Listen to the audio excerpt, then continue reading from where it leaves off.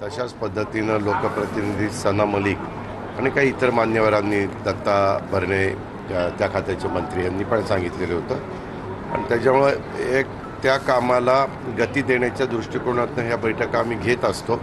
त्याच्यात जर फायनान्सचं, प्लॅनिंगचं किंवा इतर विभागाची काही अडचण असेल तर ती अडचण सोडवण्याच्या करता आपण अशा प्रकारच्या बैठका लावत असतो आणि त्याच्यात नेहमीच मी कुठल्याही प्रकारची बैठक घेतली तर त्यात सकारात्मक कसा मार्ग निघेल असा मनापासूनचा माझा प्रयत्न असतो। त्या पद्धतीने आम्ही प्रयत्न केला।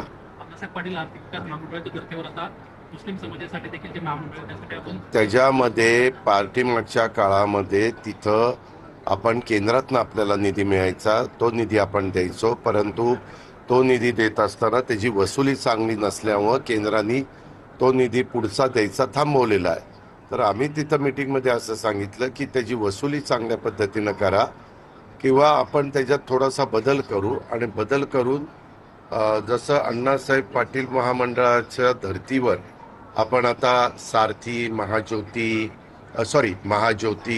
बार्टी आणि इतर आरटी इतर संस्थांच्या मध्ये जी भूमिका घेतलेली आहे त्या प्रकारे तिथं घेऊ। म्हणजे त्यांनी कर्ज काढायचं बँकेचं, बँकेला हमी द्यायची आणि व्याज 5 वर्षाचं सरकारने त्या बाबतीमध्ये भरायचं, पण त्याचं लिमिट किती असावं आणि त्याचं व्याजाचा किती भार सरकारने उचलावा ह्याबद्दलची कॅबिनेट नोट तयार करून कॅबिनेट पुढे तो निर्णय होईल, कारण शेवटी कॅबिनेट सर्वोच्च असते, तिथं तो निर्णय होईल। आणि दरवर्षी साधारण किती लाभार्थींना तो लाभ मिळाला पाहिजे ह्याची पण संख्या ठरवली जाईल, कारण एकदम लाभ मागे तुम्हाला आठवतंय की काही भागामध्ये आपण काही निर्णय घेण्याचा प्रयत्न केला तर त्याचा काहींनी गैरफायदा घेतला।